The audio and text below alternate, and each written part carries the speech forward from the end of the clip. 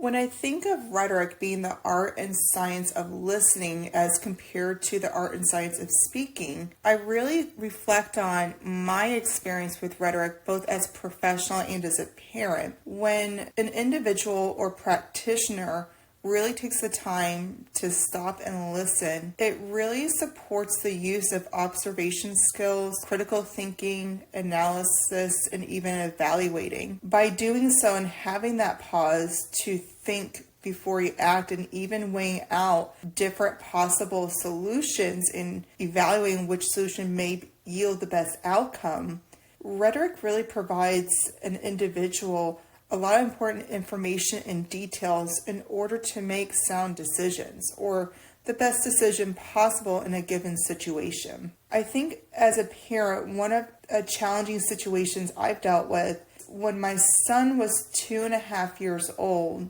at daycare, where he was moved up to the next class, which is a normal transition as they move from class to class as they get older, different milestones, different curriculum teachings that they have built in for the children. When he went to the early 3-year-old room at the beginning of the summer, we had a very hard time transitioning. Went from a room where there was no problems, all positive reports, really just overall a great experience, to having boo-boo reports of he was being bitten, and then starting in the reports that he was biting. He was being hit, then got the reports he was then hitting.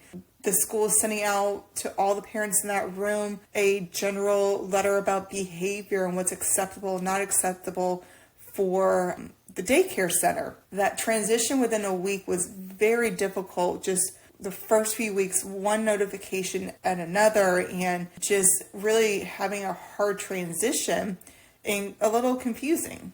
The daycare workers really were not maybe as supportive or clear communication in terms of what was causing my son's behavior or what was going on, just more of he did this again or he did that, becoming a little bit more, it was problematic versus trying to be solution oriented.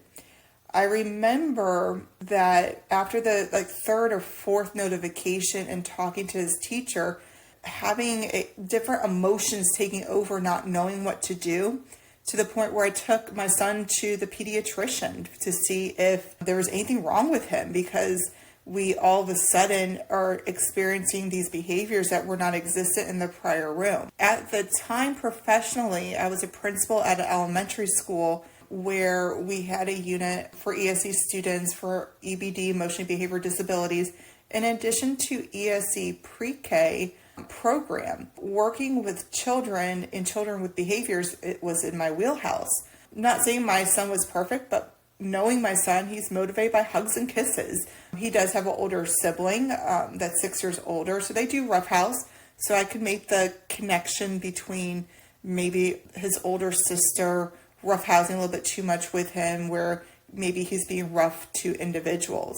But when I took him to the pediatrician, just not sure what to do or how to proceed, it was very, very affirming with the pediatrician going through age-appropriate development milestones and how this is a phase and totally normal, that there's nothing wrong with him. Because in my mind, working with students, EBD students, I'm thinking, is this early onset? Is he having a hard time managing his emotions?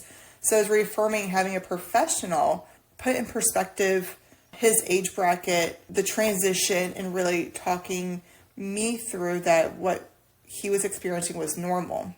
After that, probably a week after I took my son to the pediatrician, my husband and I were walking in on a Friday to pick him up. We're meeting his parents for dinner, and the director came out and said, "Oh, you're here.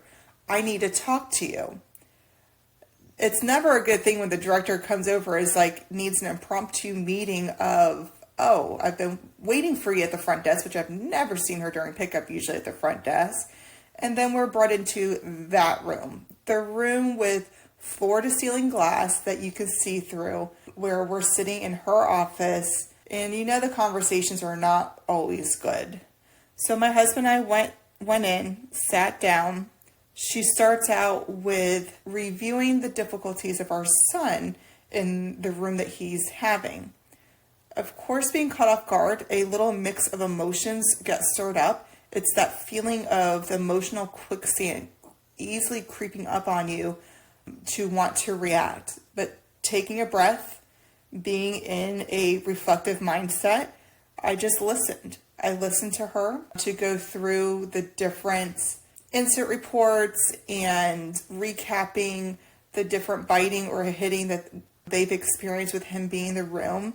I even remember her talking to us about how they've already had to dismiss another student, and she specifically told us who had autism that he was not a good fit for one of their classrooms and that this is optional, it's not required, and their program's not for everyone. And I was taken a little aback by that, where by listening to her, really listening to what she was saying and how she was saying her information, this was not a conversation about let's work together on how to overcome this challenge, which is what I'm used to as a principal at that point of we have X situation, let's talk about how we can improve. This was more of a situation of your kid's doing wrong, this is what he's doing, almost like a verbal constant battering and comparing to another child that they had that has nothing to do with my child, but yet giving us what the next step is as an outcome, which is being dismissed from the daycare school. I remember at that moment thinking how inappropriate that comment was about the other child, but also her alluding to that the next step may be dismissal, which we, besides the reports, have had no conversation, minus signing the reports at the teacher classroom door, that this was at the point of being such a huge problem that this is what they were thinking. I remember sitting there, shifting in my seat and going, okay, tell me about what is going on. Tell me about what is the antecedent for my son's actions when this is happening. And I explained to her, I said, as a elementary school principal and working with students who have behaviors, I said there's usually always an antecedent of something happening prior to said behavior, especially if the behavior's been reoccurring or has occurred more than once. My goal of having that betterment mindset was to find a workable solution of how we could work together to help my son improve in his new environment. It was obvious that he was having a hard time transitioning in the new room, and we needed to be able to have a positive outcome. After I asked about the antecedent of what was happening for behavior, I remember her body language changing and looking at me and saying that my experience as an elementary school principal is not relevant to the daycare center as they deal with early childhood education. Feeling that quicksand of emotion right there at the toes of my feet, I really wanted to say something back to her. But taking a breath, putting on a smile on my face, and my husband knows that not all smiles are good smiles with me, I remember him shifting slightly and kicking me a little bit under the table because I was not taking her comment very professionally or well, that I looked at her and very directly said that while I understand their early childhood education, we have an early childhood program, and recap the students for our ESE pre-K program that we work with at our school. So while they may have different strategies for early childhood, good teaching is good teaching. Again, what are the antecedents that are leading up to my child's behavior at the time of the incident?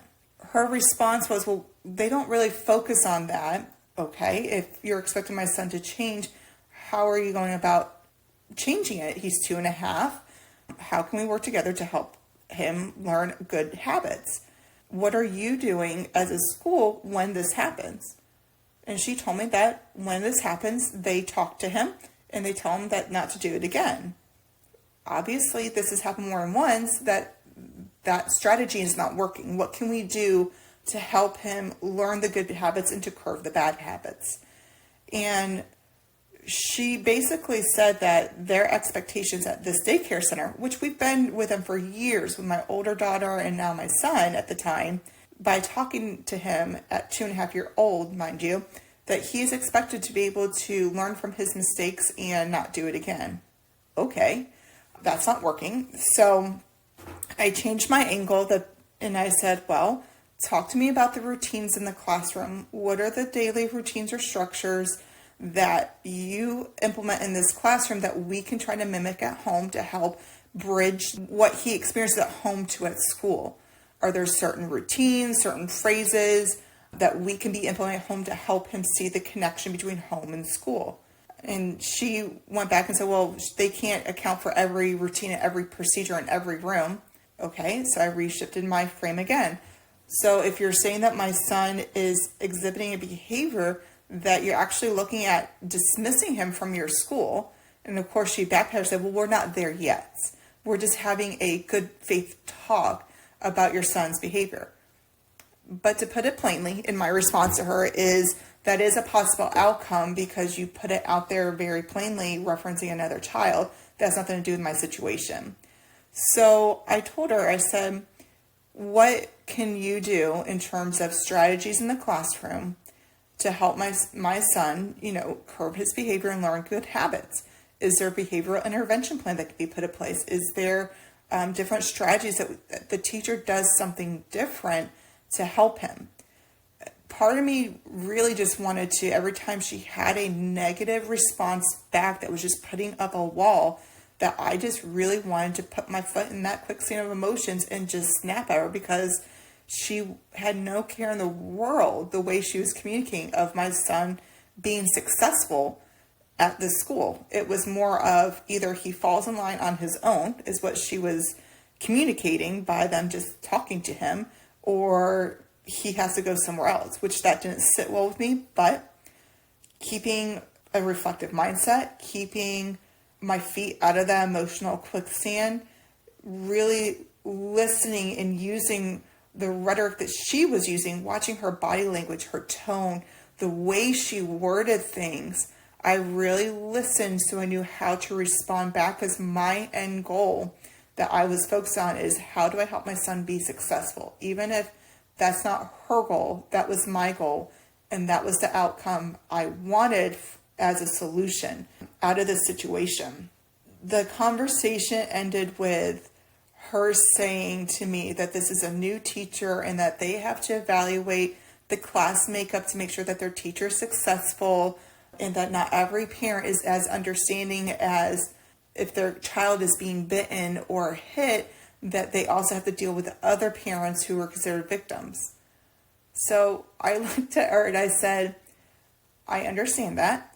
However, my son has an equal right of being in that room as anyone else, but I also reflect on the room he just came from. There were 0 issues, 0 behavioral reports, 0 biting, 0 hitting.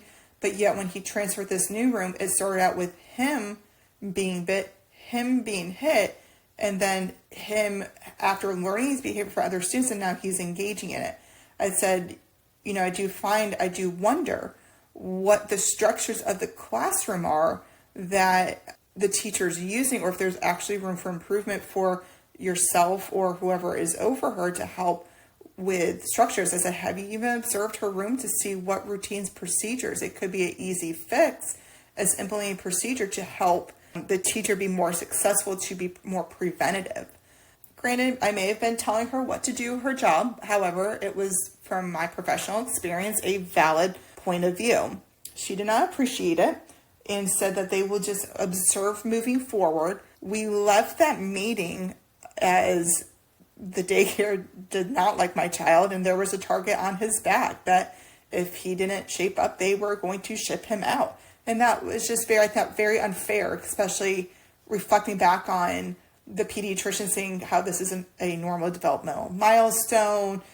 Transitions be hard. It's a way of them expressing themselves. And yet here she is, just very cold and uncaring and not caring about my son being successful, where that was my focus.